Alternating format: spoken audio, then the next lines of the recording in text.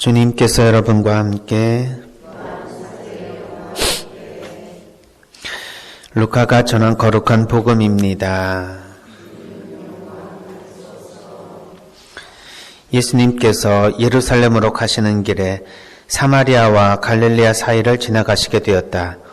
그분께서 어떤 마을에 들어가시는데 나병 환자 10사람이 그분께 마주왔다. 그들은 멀찍이 서서 소리를 높여 말하였다. 예수님, 스승님, 저희에게 자비를 베풀어 주십시오. 예수님께서는 그들을 보시고 가서 사제들에게 너희 몸을 보여라 하고 이르셨다. 그들이 가는 동안에 몸이 깨끗해졌다. 그들 가운데 한 사람은 병이 나은 것을 보고 큰 소리로 하느님을 찬양하며 돌아와 예수님의 발 앞에 엎드려 감사를 드렸다. 그는 사마리아 사람이었다. 그러자 예수님께서 말씀하셨다. 10사람이 깨끗해지지 않았느냐? 그런데 9은 어디에 있느냐? 이 외국인 말고는 아무도 하느님께 영광을 드리러 돌아오지 않았단 말이냐? 이어서 그에게 이르셨다. 일어나 가거라. 네 믿음이 너를 구원하였다. 주님의 말씀입니다. 자, 찬미 예수님. 나병에 걸린 10사람이 예수님께 은혜를 받아서 나병이 다 고쳐졌음에도 불구하고 예수님 앞에 돌아온 사람은 단 한 명. 그래서 예수님께서는 그에게 일어나 가거라. 네 믿음이 너를 구원하였다. 나병이 고쳐진 것은 육체적인 치유이죠. 그러나 우리에게 있어서 더 근원적인 치유는 구원일 것입니다. 육체적인 치유의 은총을 받은 사람이 하나님께 대한 감사를 통해서 결국 영원한 생명의 구원을 얻을 수 있다는 이런 복음 말씀을 통해서 우리는 일상에 하나님의 은총을 항상 받아 누리고 있지만 이것을 얼마나 감사하느냐에 따라서 우리의 영혼의 구원이 이루어질 수 있다는 사실을 깨닫게 됩니다. 그래서 항상 매사에 감사하라는 하나님의 말씀을 떠올리면서 우리는 얼마나 감사하는 삶을 사는가 한번 묵상해 봤으면 좋겠습니다. 우리가 감사해야 될 이유를 한번 생각해 봅시다. 저는 감사해야 될 이유는 한 3가지로 요약될 수 있다고 봅니다. 첫 번째로 감사는 삶을 행복하게 하고 건강하게 해줍니다.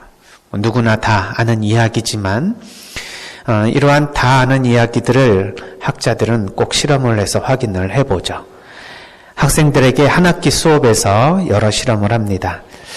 한 반에서 3그룹을 나누어 첫 번째 그룹은 매일 20분 동안 감사한 일을 쓰도록 합니다. 또한 한 집단은 20분 동안 오늘 하루 동안 화난 일을 쓰도록 합니다. 또 하나의 집단은 그냥 자유롭게 자기가 쓰고 싶은 주제를 가지고 20분 동안 쓰도록 합니다. 이렇게 한 학기 동안 한 집단, 두 집단, 세 집단이 함께 20분씩 매일의 삶 속에서 무엇을 기록한 후에 한 학기 지난 다음에 각 집단은 어떤 상태에 있는가를 측정해 보니 첫 번째 하루에 매일 감사한 것을 쓴 집단이 훨씬 더 행복 지수가 높았고 그리고 더 재미있는 사실은 이들이 다른 집단에 있는 사람들보다 학기 중에 아픈 사람이 적었다는 것입니다. 그리고 그것이 통계적으로 유의했다.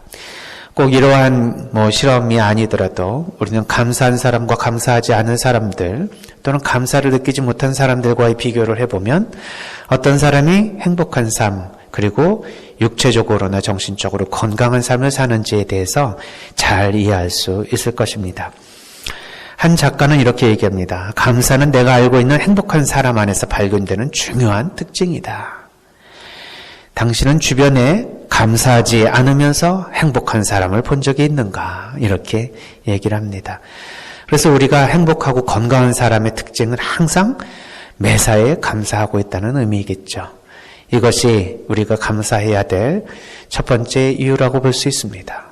우리는 우리의 삶을 행복하고 건강하게 살아야 될 책임이 있는 것이죠.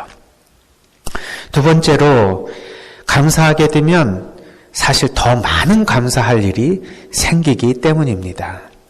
감사할 일이 뭐가 있느냐라고 생각하면 더 감사할 일이 점점 줄어들게 되고, 감사를 하게 되면 더 감사할 일이 많이 생기게 된다는 것, 우리가 삶의 체험을 통해서 느껴볼 수 있습니다. 실제로 상담에서 감사일지를 쓰도록 한번 해보면 사실 처음에 엄청나게 감사할 일이 별로 없다고 불평불만을 하게 됩니다. 그러나 한 가지, 두 가지, 세 가지 쓰기 시작하다 보면 어느새 하루에 감사할 일을 미처 다 적지 못하고 펜을 놓을 수도 있다는 사실을 알게 되죠. 왜 이러한 현상이 생겨나는가? 우리 인간의 뇌는 기본적으로 익숙한 것에 대한 자극을 중요하게 생각하지 않고 그냥 흘려버리는 경향이 있습니다. 처음 볼 때는 굉장히 아름다운 자연을 볼 때 우리 뇌는 깜짝 놀랍니다. 이렇게 아름다운 산이 있을까? 이렇게 아름다운 들판이 있을까? 그러나 자주 보면 익숙해지면서 아름다움이 점점 줄어듭니다. 미국을 여행하신 분들, 또 여기서 캐나다에 오신 분도 계시네요. 그곳을 여행하신 분들이 딱 일주일은 행복한데 2주서부터는 별로 행복이 안 온다는 이야기들을 한 거 기억하세요? 나중에는 그 산이 그 산이고 그물이 그물처럼 보인다 이러면서 처음에 밴프에 가서 얼마나 아름다운 그런 로키 산맥을 보면서 감탄합니까? 그러나 일주일 동안 계속해서 그 광경을 보면 이제 아름다움이 첫 번째의 느낌과 비교할 수 없을 정도로 우리에게 느껴지는 정도가 좀 줄어들게 되는 것이죠. 또 사랑하는 사람도 처음에는 아름다움이 보이지만 이제 시간이 지날수록 점차로 그것이 아름다움을 느끼지 않고 익숙해지면서 즐거움과 기쁨이 점점 줄어들게 됩니다. 우리 뇌는 이처럼 어떤 자극에도 반복된 자극은 익숙함을 통해서 거기서 오는 기쁨과 즐거움을 감소시키는 방향으로 흐르게 됩니다. 그래서 우리가 일상에서 감사할 일이 수두룩하지만 결국 익숙해진 일상은 우리에게 감사로 느껴지지 않게 되는 것이죠. 그러나 이것을 일상을 다르게 자꾸 생각해보고 평범한 것을 비범하게 다시 생각해보는 능력을 자꾸 기르게 되는 것이 감사를 끊임없이 계속 찾는 일입니다. 저는 오늘 아침에 태양빛이 아주 밝게 비치는 맑은 하늘을 보면서 참으로 감사를 느낄 수 있었습니다. 사실 오늘만이 아니라 매일매일 떠오르는 태양을 보면 참으로 신비합니다. 저는 이 태양을 보면서 항상 신비함 그 자체를 묵상하곤 하는데 사실 이 태양빛이 언제 생겨나는지 아십니까? 태양의 나이는 46억 6천만 년 전에 태양이 생겨났다라고 과학자들은 보고 있습니다. 그리고 앞으로 한 80억 년 지나면 태양빛은 꺼집니다. 태양의 수명은 123억 6천만 년 정도 되니 우리가 한 3분의 1 정도 태양이 이미 수소가 다 타서 그 수소가 다 타는 순간에 가면 태양빛은 꺼지게 되고 우리 지구는 종말을 맞게 될 것이죠. 그런데 태양의 빛이 지구에 도달하는 것은 8분 20초, 누구나 다 알고 있는 사실일 겁니다.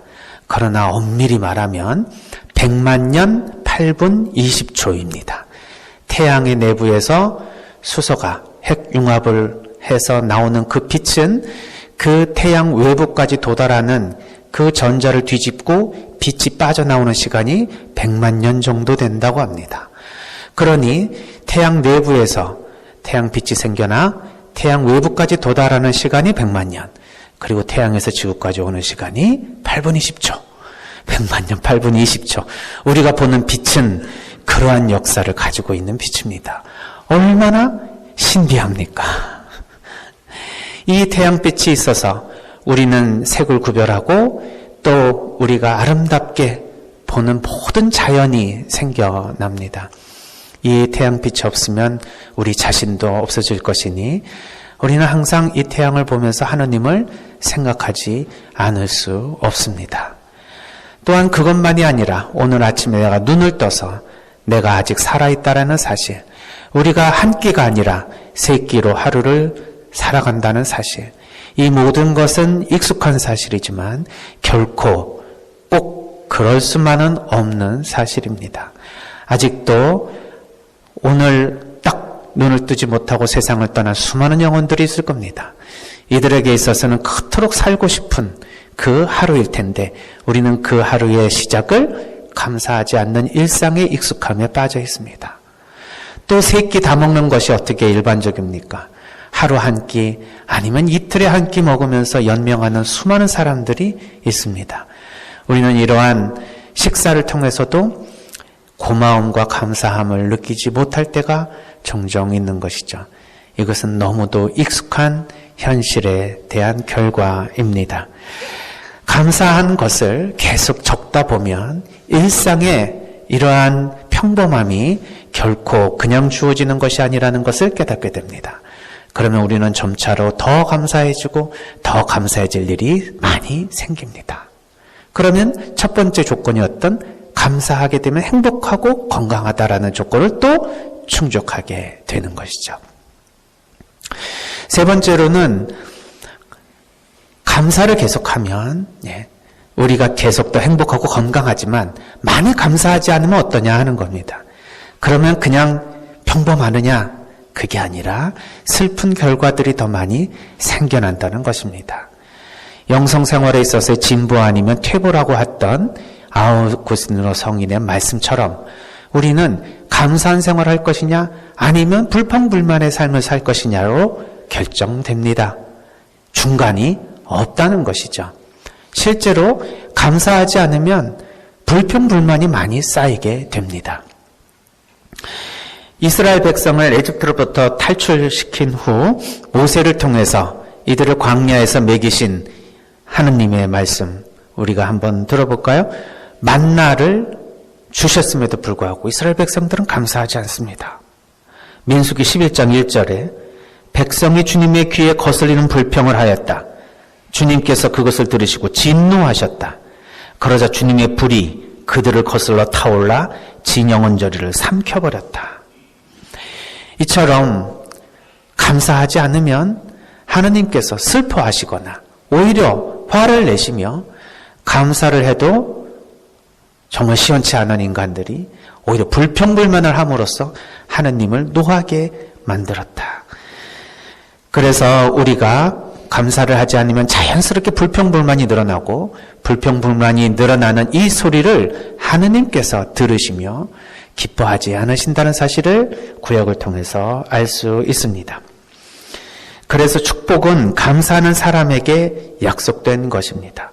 데살로니가 전서 5장 18절 모든 일에 감사하십시오. 이것이 그리스도 예수님 안에서 살아가는 여러분에게 바라시는 하느님의 뜻입니다. 네, 하느님께서 우리에게 은총을 주시고 난 다음에 감사하든 말든 알아서 해라가 아니라 우리에게 감사하기를 원하신다는 겁니다. 그럼 하느님은 우리 인간의 사랑을, 우리의 인간의 감사를 늘 그렇게 원하시면서 조건부로 우리에게 항상 축복을 주시는가? 그렇게 생각할 것이 아니라 하느님은 우리에게 은총을 주시고 우리는 그것에 감사하며 하느님과 인간이 친밀한 인격적 관계를 맺는 것, 이것이 바로 하느님과 우리의 관계라는 의미이죠. 하느님은 늘 외사랑 짝사랑으로 인간에게 사랑을 주시고 인간은 그 사랑을 받고도 감사한 줄 모르고 계속 불평불만을 하게 되면 결국 하느님을 슬프게 해드리는 것이라는 겁니다. 따라서 우리에게 있어서는 감사 아니면 불평 두 가지 중에 하나를 선택할 수밖에 없다는 것입니다. 이제 우리는 일상의 삶에서 얼마나 감사함을 많이 받고 은총을 받고 살고 있는지 생각해 봅시다. 만일 그것이 잘 느껴지지 않는다면 하루 한 20분 정도 오늘 하루 감사할 것을 한번 억지로라도 찾아서 적어 봅시다. 이렇게 감사일기를 쓰게 되면 평범한 일상이 결코 그냥 주어지는 것이 아니라 얼마나 큰 하느님의 사랑이라는 것을 알게 됩니다. 그럴 때 우리의 삶은 행복과 건강으로 이어질 것입니다. 결코 불평과 슬픔으로 이어지지 않는다는 것 꼭 깨달으면서 우리는 앞으로 하나님과 함께 더 기쁘고 행복한 삶을 살아갈 수 있는 그러한 이 감사의 생활을 해나가야 할 것입니다. 한 명만 예수님께 돌아왔습니다. 그때 예수님께서는 육체적인 건강이 아닌 영적인 구원을 허락하십니다. 이제 우리는 누구나 하나님의 은총에 예외 없이 하나님의 사랑을 받고 있습니다. 선한 사람이든 악한 사람이든 똑같이 하나님은 비를 내려주시고 태양빛을 주십니다. 이렇게 은총을 받고 있는 우리 모두, 그러나 하나님께 구원을 받는 사람은 그 은총에 대한 감사를 드리는 사람이라는 것 다시 한번 깨달으면서 우리가 받은 하나님의 사랑에 대한 감사와 다시 이후에 올 하나님께서 마련해 주신 구원에 대해서도 미리 감사할 수 있는 신앙인이 되었으면 좋겠습니다.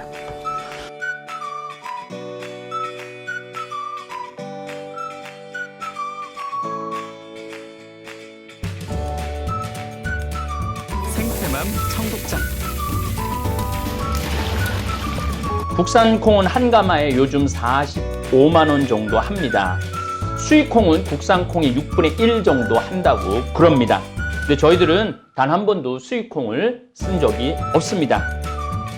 성필리포 생태 마을에서는 콩값이 뛰어도 내려도 가물어도 흉년이 들어도 흉년이 들어도 청국장 가루는 지난 10년 동안 1kg에 3만 원 판매 변함이 없습니다. 우리 생태맘, 우리 청국장 가루 이름이 생태맘입니다. 생태마음, 엄마의 마음, 이런 것을 합쳐서 생태맘 청국장 가루입니다. 미국 FDA 식품의약청 심사도 통과해서 1년에 50만 달러어치를 벌써 3년째 수출도 하고 있습니다.